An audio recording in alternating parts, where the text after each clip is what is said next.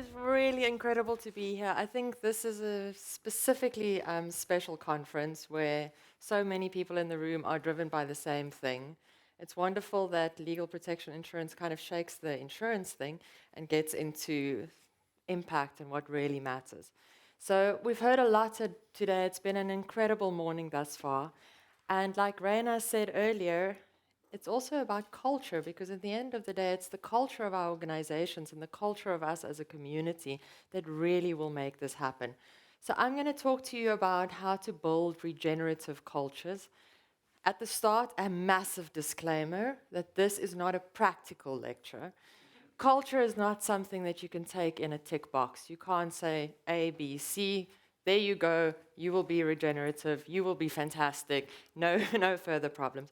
So it's more of sharing ideas. This is why we're here. We're here to talk, we're here to share ideas. We are all challenged and struggling with the same things. So that's kind of what, take from it what you can, discard what you don't like, and let's see where we go. So the world is, as we can hear, is in a historical U-bend, they say. Things are really shifting, and we are over there. We're in the middle of this moving time where we're so uncertain. We don't know what's going on. And as humans, uncertainty is probably the most difficult thing for us to deal with. So in times of uncertainty and complexity, this is when wars break out. This is when everything starts changing. Everything that we depend on, like democracy, capitalism, these things that we have banked on and have grown up with, is suddenly changing, and then we feel very threatened by this. So I borrowed this from John Elkington, this U-bend, and I'll use this as the base for our talk today. It starts with, if our clicker works, there. My whole purpose is, it's through the connection and our collaborative effort as human beings that we will be able to get through this very difficult time that we're in. We need that collective intelligence to think of ideas and get together to reimagine a new way of being. So the first thing is we need to let go of what doesn't fit. We have to say goodbye to these ideas that we hold onto that we can see are not serving us, they are not serving our communities, and they are not serving the planet. Then we have to, and this is a very difficult thing because I know yesterday I heard a lot about money, we talk a lot about profit, but we really have to deeply engage with a value shift that is well underway in the world. And then we need to unlock the power of the people in our organizations. And from there, we're going to use SDG 16 as a Northern Star. Briefly, I'll touch on how to create a platform for change, and then my favorite is how do you actually create leadership of hope. Raina said it as well, and Gioria as well. You cannot, it's leadership that makes the difference. It's leadership, all of the people here, that are going to drive this. So, this is where we're at. I think we have all come from a past where profit was the king. We set up businesses and this was the idea. We're going to make as much money as possible. And about 30 years ago, they started saying, wait, this is not working. The world is falling apart. Things are breaking. So they put up signs and they say, no, no, no, we care about the planet as well, and we care about people. So this became our triple bottom line, which was coined by John Elkington, not yesterday, not 5 years ago, almost 30 years ago already. So this is not new concepts. This has been going for decades. But John Elkington did a very interesting thing a few years ago, I think in 2018.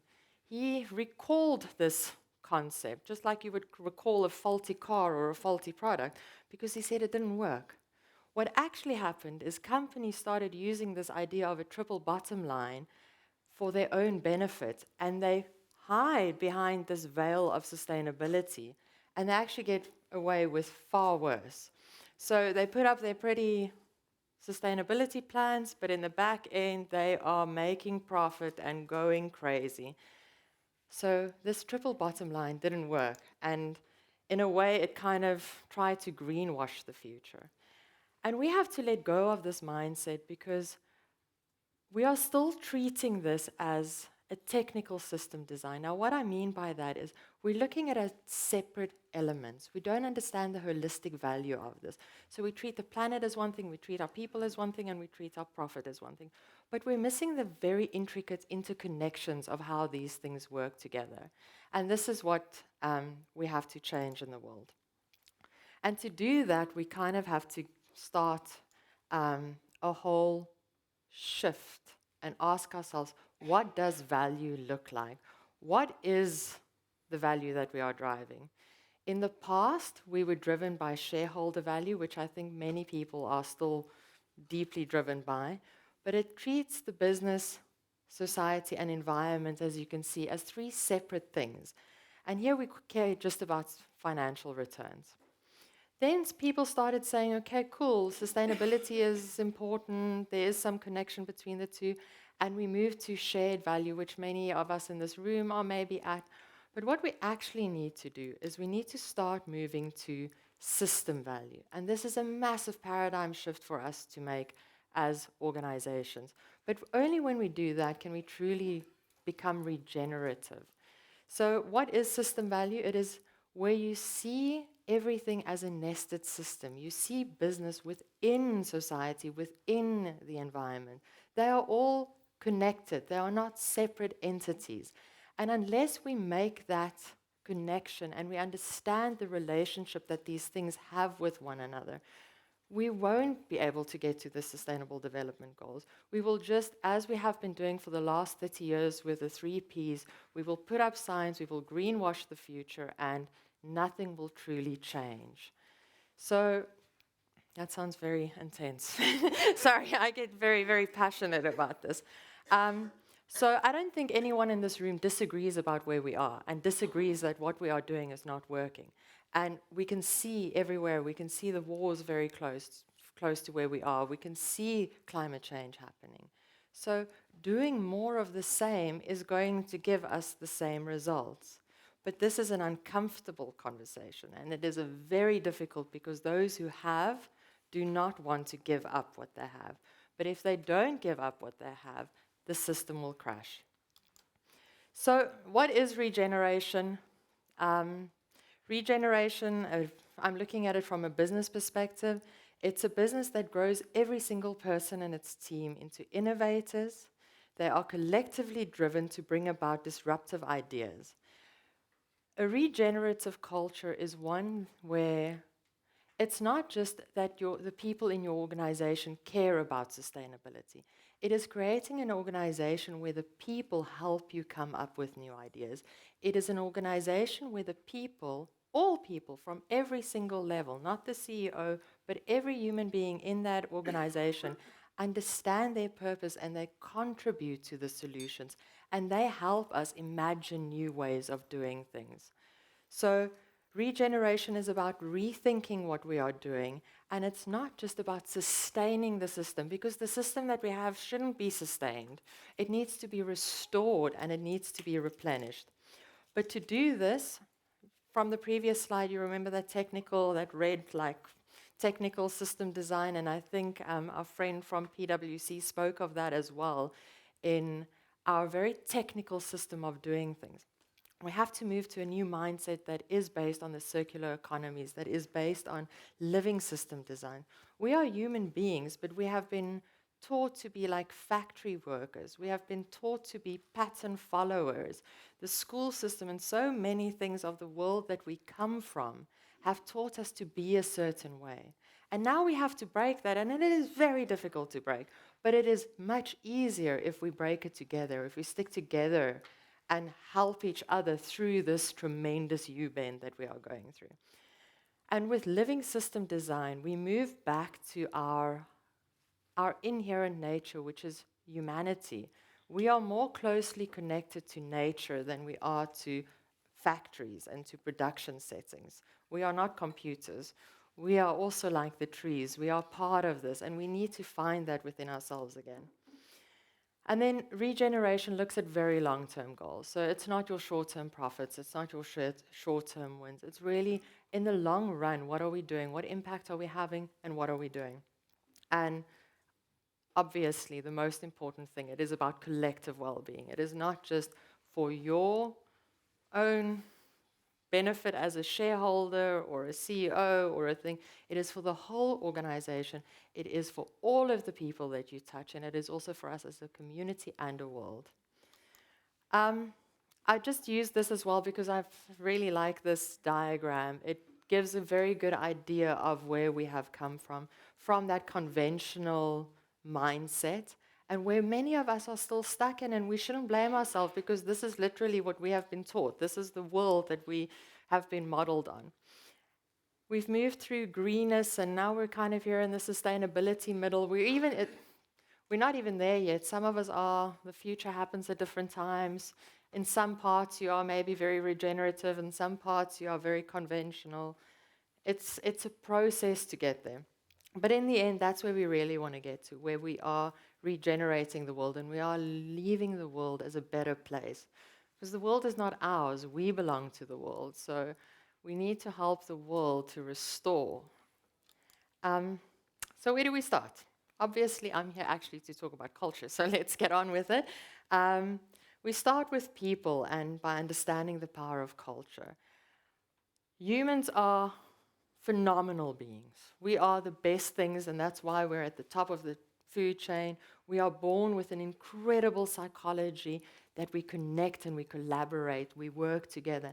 And this has given us all the power. This is why we rule the world, is due to that. But it's also our greatest danger because we can also use it for very dangerous things and we can destroy the world. So unless we understand the power of people and how we can utilize it for good, this is what we need to start doing. So let's look at culture a little bit. Now, culture is an incredibly complicated thing to me. I have grappled with culture for way too many years in my life. It is, I think many of you know, working in an organization, it's not an easy thing to do because culture in itself as a concept is not an easy thing to do. It shapes us and it is so deeply ingrained in us that we don't always have the words to talk about it. From the moment we are born, we are shaped by a certain culture, where you are from, what family dynamic you were born in. These things shape us and they shape so much of our worldview.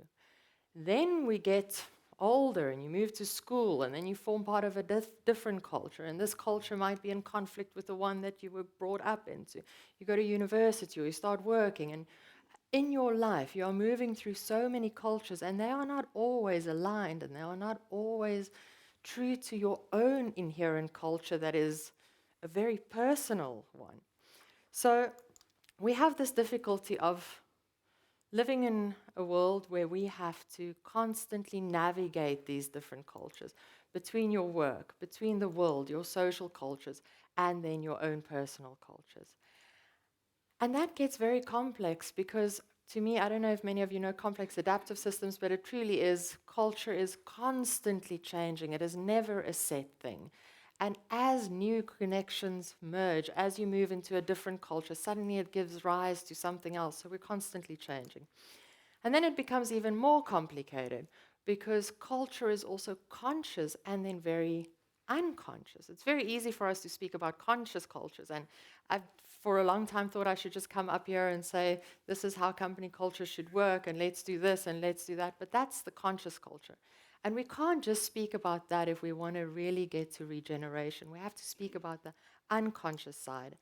And that is the spoken and the unspoken part. So to give you an example, we can't say as a company, our spoken culture might be, we believe in diversity and inclusion. We really stand for diversity and inclusion.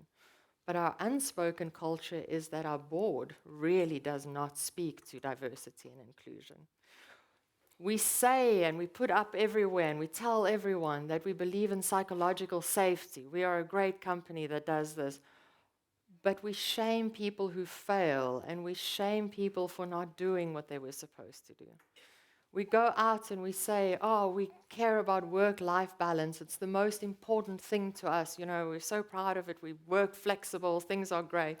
But then we keep on promoting and benefiting the people who work really hard and work and send you emails at 1 a.m. because they're always there, and we have to be incredibly conscious because that's how cultures work. It's not, they're interlinked. So as you go into your team, you have to think about what you are saying versus the reality of what is actually happening.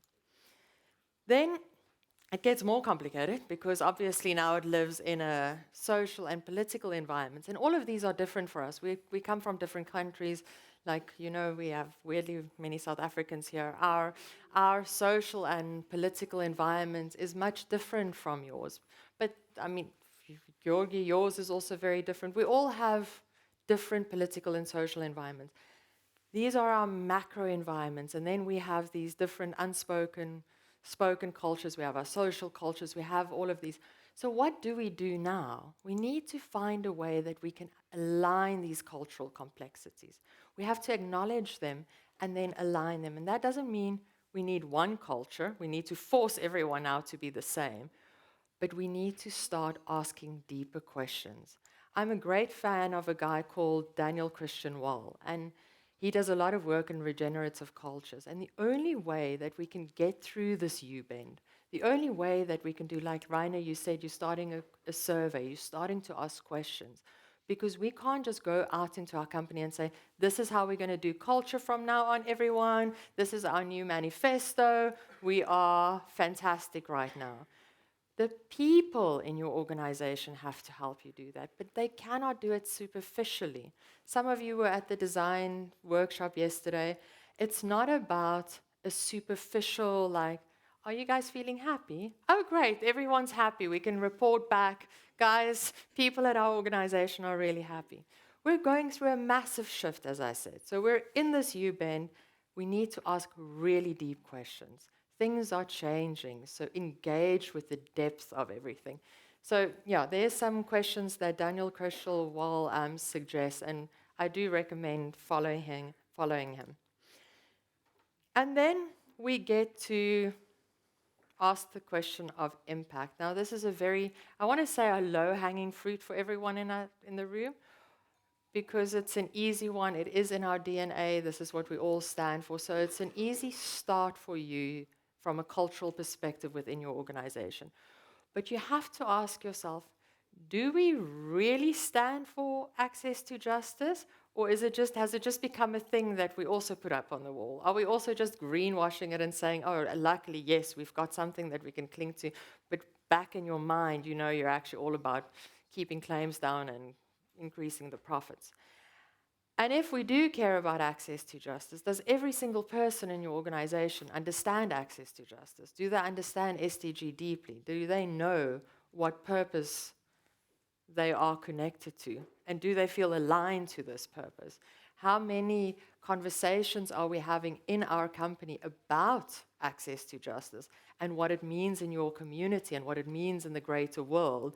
And are we drawing the connection for them to see how they are making an impact? Because we know all human beings want meaning, and we can give so much meaning to our teams if we help them to see it. And then I loved the panel discussion earlier, because it's then not just about our own organization, but how do we as a community and as a membership start looking at the impact that we can make collectively? How do we become a regenerative organization to really help regenerate the legal system? Because we have a lot of powerful people in this room with a lot of resources and that understand justice really well. But how are we getting together in a room to figuring out? And it's not easy things to figure out, but how are we doing that? And then we get to, this is just an easy win for us. If this is the only practical part to my slide. This is a great model by Carol Sanford from a book, The Regenerative Business. And she provides this on how to create change, innovative change in a regenerative business. And why I really like it is because it's super simple. It's your first step, and that is initiative activation. So what she means by that is, are you creating initiative on every single job level? Are you making sure that every person in your organization has the room to share initiative? You know, it's very easy to say, yeah, knock on our door, put something in a suggestion box. But is it part of your culture where you're really driving initiative from all over? All the ideas matter. All of them get tried. All of them are used for the greater good. And then we move to the developmental infrastructure, which is very important for us, is the company that we are providing an infrastructure that develops human beings? Now, we like to do training and then KPIs and then metrics and then all of these things, but are we actually developing the right things? Or again, if you think about unspoken and spoken cultures, the KPIs that we've got and the development that we are doing, is it truly speaking to being regenerative, to being sustainable, or are we still using an old school mentality and developing the wrong type of things and measuring the wrong things? Then lastly, how to become a change accelerator. And I actually want to read a quote here by Carol Sanford because I think that is such a beautiful thing. If I can just find it, give me 2 seconds. This is a really fantastic thing that she says. From a regenerative perspective, it is not that people dislike change or don't want to change. It is that they usually don't see a compelling reason to change. A business that sets paltry aims for itself will naturally encounter inertia and resistance. But a business that wants to set the world on fire will set its people on fire too. A business that wants to be out in the front of change rather than always playing catch up will address itself to evolutionary strategies, significance, and regenerative parameters. It's a very difficult one in your second language. Anyway, so that's her model, which I think is a very helpful thing for us when we go back to look at our company very critically and ask ourselves, is this what we're doing? Because we can't get to sustainability, we can't get to a better world if the environment is still quite toxic and the environment does not solicit magic to happen. Then, lastly, leadership was spoken about earlier and how critical this is. I love this model, so I wanted to share it. You really have to explore your own internal operating system. I'm a firm believer that what you feel like on the inside is kind of like how you manifest the world outside and what world you are creating. So, especially in a time that we're in, which is a time of such turmoil and difficulty, we're so scared and we are driven by fear. And what does that mean? How do we lead when we are scared? How do we lead when we are uncertain? So this, you really have to ask yourselves, where are your actions stemming from?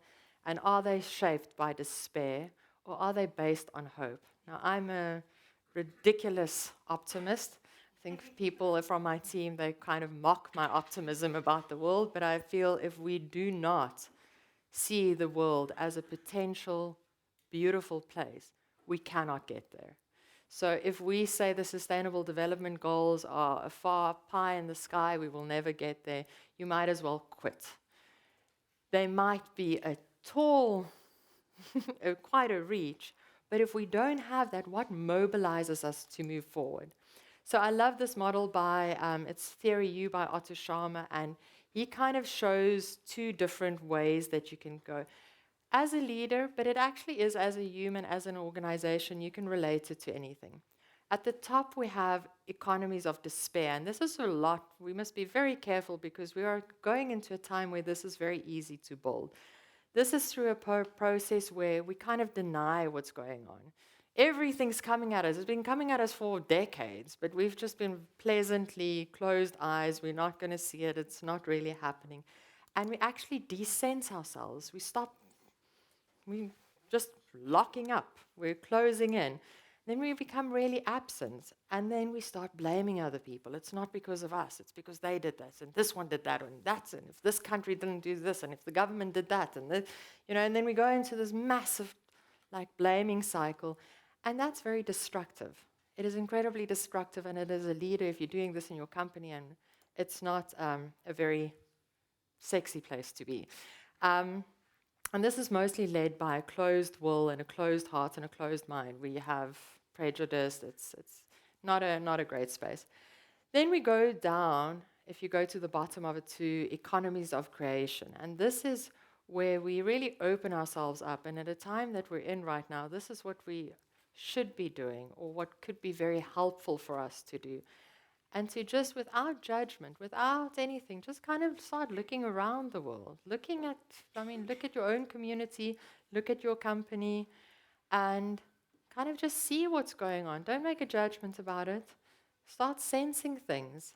And then you get to a moment of presencing where it all starts making sense to you in your head.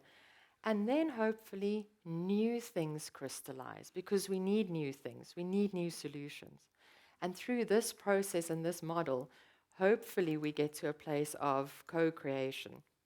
And anyway, I'm a super big fan of Otto Scharmer, and I highly recommend reading this in depth, because this time is way too short to really discuss it. But it is so critical for us. If you want to build a culture, it starts with a leader, and how are you leading, and what platform are you creating? And there's a little summary for you of this few impractical thoughts that I shared with you today. And because culture you can't create it by doing A, B, and C, but these are some ideas that can help you, if you want to take back and discuss with your team and have really deep conversations about what it means to you in your reality. And then my last one is just to give you all the books. These are my favorite books on the topic and where a lot of this came from, if you want to go read that further. I thank you very much for your time. Thank you very much.